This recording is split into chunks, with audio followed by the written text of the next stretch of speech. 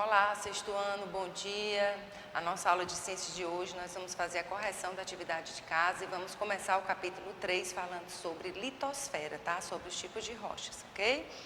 Vamos lá, começando então pela correção, página 257. Quarta questão. A atmosfera é constituída por várias camadas. Cada camada é responsável por alguma característica específica de proteção da Terra. Quais das camadas da atmosfera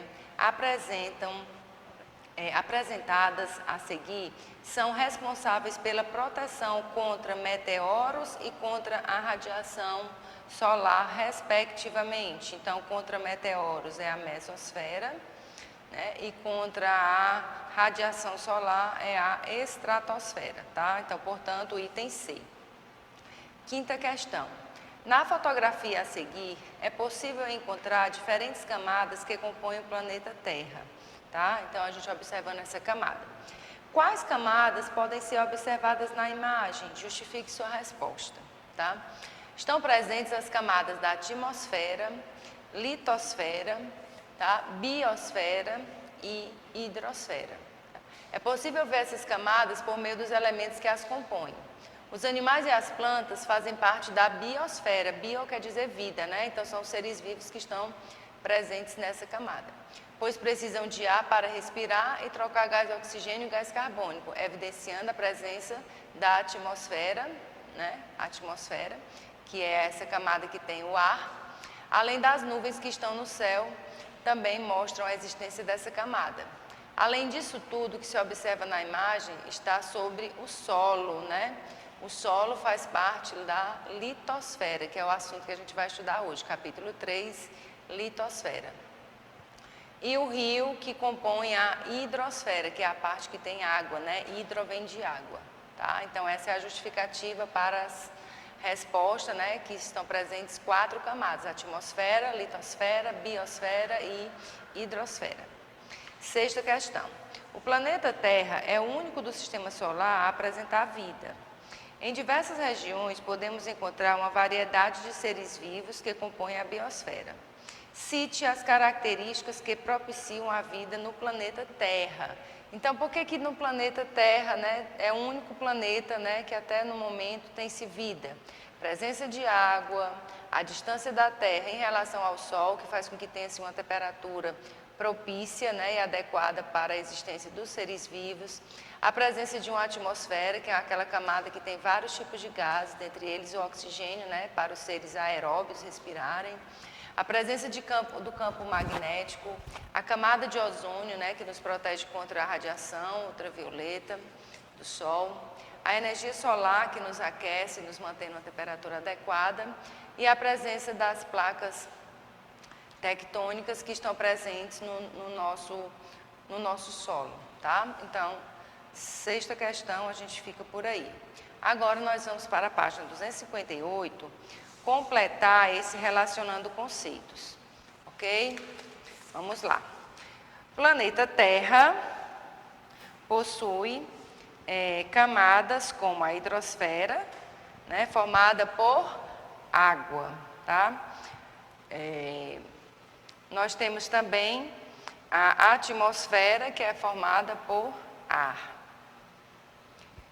O planeta Terra é constituído por manto, crosta e o núcleo, tá? Sendo que o manto ele é formado pelo manto inferior e pelo manto superior. A crosta terrestre formam a litosfera e a biosfera, sendo que a litosfera ela é composta por solos e também por rochas, tá? O núcleo, né? O núcleo, por sua vez, ele é formado pelo núcleo externo, que é líquido, e é formado pelo núcleo interno, que é sólido. Então, vejam se vocês completaram direitinho essas lacunas aí do relacionando conceitos, tá bom? Bom, agora nós vamos iniciar o capítulo 3, né? Nós vamos falar sobre a litosfera, né? A litosfera é a camada mais externa do planeta. Ela é composta de diferentes rochas e solos, tá? Essas rochas, elas são formações de grandes proporções resultantes da união, né, natural de um ou mais tipos de minerais. Tá? Geralmente as rochas elas são constituídas por camadas bem unidas e compactadas, diferentemente de outros sedimentos, né, como a areia. Então a gente vai estudar primeiramente as rochas e na próxima aula nós vamos estudar os solos. Bom, quais são os tipos de rochas, né, que existem? Tá? Elas são classificadas em 3 grandes categorias, né, de acordo com as características de formação de cada uma delas. Elas podem ser chamadas de ígneas ou magmáticas, elas podem ser sedimentares ou podem ser metamórficas, ok? Então, a maioria das rochas, né, que compõem a crosta terrestre, cerca de 95%, elas são do tipo ígneas e metamórficas. As sedimentares correspondem a apenas 5% da crosta terrestre. Então, vamos falar um pouco sobre cada uma delas. As rochas ígneas ou magmáticas, né, elas têm esse nome, magmáticas, né, elas são mais conhecidas como magmáticas. São formadas por meio do resfriamento do magma, né, que são as rochas derretidas, contidas lá naquela região da Terra chamada de manto. O magma ele pode formar diferentes tipos de rochas, pois tudo depende de como, né, de onde ele vai se resfriar e do tempo que esse resfriamento vai demorar, certo? Costumam ser rochas maciças, são bem resistentes, né, a impactos, e elas são formadas por muitos minerais, muitos deles bem, digamos assim, valiosos, né, de interesse econômico, como a turmalina. A gente tem aqui a turmalina, está nessa ordem, tá, gente? Eu procurei colocar na ordem a turmalina. A gente tem aqui o topázio eu coloquei aqui uma dessa coloração meio amarelada, alaranjado, mas existem lilás, rosa, existem outras cores, tá, do topázio. A gente tem aqui a esmeralda, que ela está mesmo no solo lá, né, na rocha bruta, tem fragmentos verdes, né, de esmeralda. Temos aqui o ouro e temos aqui o quartzo, que também pode ter colorações diferentes. Ele pode ser mais transparente, pode ser mais opaco, mais branco, ou pode ser meio rosado, como mostra aí essa imagem. Tá?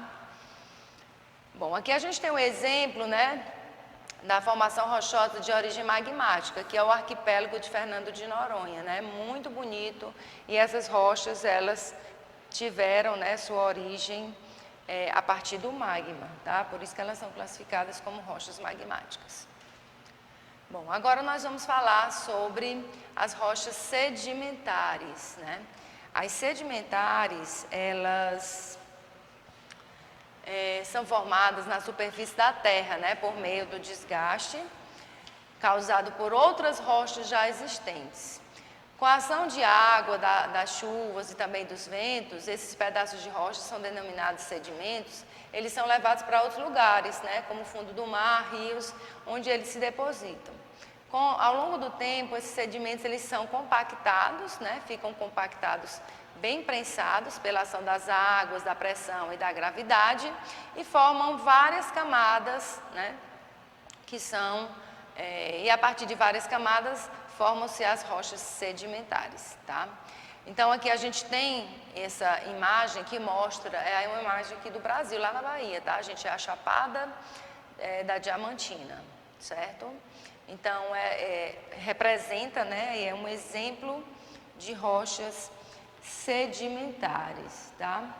Então, com o passar do tempo, as rochas mais antigas sofrem, né, a ação dos ventos e das chuvas, com as passagens dos rios, com as atividades também dos seres vivos e com as temperaturas, e se quebram em pequenos pedaços. Aí elas vão se acumulando no fundo dos rios, né? Depois elas se compactam e formam essas rochas sedimentares, tá? Nós temos como exemplo, né, essas rochas sedimentares, elas podem ser encontradas em pedaços de gelo, né, em resinas de árvores, né, que nós chamamos de amba. E nessas rochas sedimentares, como no gelo, como na resina, nós encontramos vários fósseis de seres vivos, como ossos, dentes, conchas ou até outras estruturas. E o que são fósseis, né? Então, na rocha sedimentar, né, é possível nós encontrarmos traços, né, de como foi a história no nosso planeta, tanto dos animais quanto das plantas que cresceram e viveram aqui há milhões de anos, certo? Então, essa história, ela fica registrada nos fósseis, ok? E os fósseis, eles são muito importantes, por quê? Porque eles nos dão pistas de como eram os seres que viviam no passado. Aí nós temos aí o processo de fossilização, né? E o que é esse processo, né, de fossilização? Nós temos aqui as etapas, né? Vamos lá, as etapas da formação de um fóssil. A morte do ser vivo, certo? A morte dele, né, com a deposição de sedimentos sobre os restos mortais do organismo. Muitas vezes o organismo está vivo e de repente acontece algum abalo que ele é soterrado instantaneamente, né, por sedimentos. Ele pode estar morto, como ele também poderia estar vivo, né? Aí ocorre uma substituição da matéria orgânica do organismo por minerais que estão no solo e, por fim, nós temos a exposição dos fósseis à superfície através da erosão. Então, quando esse solo aqui, com o passar do tempo, vai sendo erodido, o que estava antes bem aqui embaixo, ó, ele vai subindo, né? Esse solo aqui vai sendo desgastado, e chega um momento que o fóssil ele é evidenciado, tá? Bom, nós temos ainda, né, a formação do gás natural e também do petróleo. Como é que se formam, né? Então, existem dois fatores que vão contribuir para a formação do petróleo e do gás. É o aumento da pressão e também da temperatura ao longo do tempo. Então, aqui a gente tem, né, há muitos milhões de anos, o fitoplâncton e o zooplâncton, né, são microalgas e pequenos animais que após sua morte, né, foram a matéria-prima do petróleo. Se depositaram aqui, ó. Os restos de organismos parcialmente decompostos foram enterrados sobre camadas de sedimentos, então vários sedimentos ficaram sobre ele, né?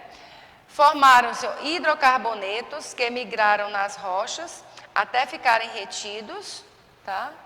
Aqui, ó. E o petróleo e o gás natural acumularam-se e ficaram retidos nessa região, ok? E com a ação do homem, né? Principalmente a ação do homem, esse petróleo e o gás natural, ele pode ser explorado, retirado, né? Aí do mar e ser utilizado como fonte de energia, ok? O processo é mais ou menos esse. Agora vamos falar sobre as rochas metamórficas, né? Metamorfose quer dizer mudança, né? Então, as rochas metamórficas, quando passam por mudanças de temperatura e pressão, as rochas podem se transformar em um outro tipo de rocha. Então, vai depender da temperatura e da pressão. Então, essa rocha que tem essa capacidade, ela é chamada de rocha metamórfica, tá? Ela sofrerá transformações até atingir um estado de equilíbrio com as novas condições em que se encontra. Então, a gente tem uma formação rochosa de calcário, quando submetida a grandes mudanças de pressão e de temperatura, elas podem se transformar em mármore, né? Aquele mármore que muitas vezes a gente coloca na janela, na soleira, né, das portas, tá? Às vezes na pia do banheiro. Então, aqui a gente tem um exemplo de uma rocha metamórfica, tá? Que juntamente com as ígneas, elas constituem 95% das rochas, né, do nosso planeta, tá? O morro, né, do Pão de Açúcar é um exemplo de rochas metamórficas, que são rochas que sofreram mudanças e se modificaram, né, até atingir esse equilíbrio, tá bom? Agora a gente vai falar um pouquinho sobre o solo, tá? Assim como as formações rochosas, né, existem três diferentes tipos de solo que são resultados, né, do intemperismo ou da ação de ventos, das chuvas, do tempo, dos seres vivos e das formas mais externas da crosta terrestre, se organizam com o passar do tempo, né, para formar o quê? O solo, né? E qual a importância do solo, né, para os seres vivos? no solo, né, que nós temos um apoio, né, para construirmos as nossas residências, tá? Para desenvolver e podermos realmente viver em nossa cidade. Ele é importante, né, para o crescimento das plantas, é essencial, né, porque ele é rico em minerais. E o solo, ele veio, né, do resultado de quê? Ele veio a partir de quem? Das rochas, tá? E existem diferentes tipos de solo, né, que nós vamos explicar na próxima aula, tá? Então, o solo, ele é resultado de uma rocha que sofreu um intemperismo, e esse intemperismo, né, desagregou os fragmentos de minerais daquela rocha, formando o quê? Formando o solo, tá ok? Então, gente, a nossa aula de ciências, ela vai ficando por aqui. Tenham atenção com as atividades de casa, seja ela o Google Forms, seja elas o AVA ou atividades do livro. Mantenham isso em dia, tá? Porque vocês estão sendo avaliados por essas atividades, ok? E a gente se vê na próxima aula resolvendo o exercício desse capítulo. Tenham todos uma boa semana, tá?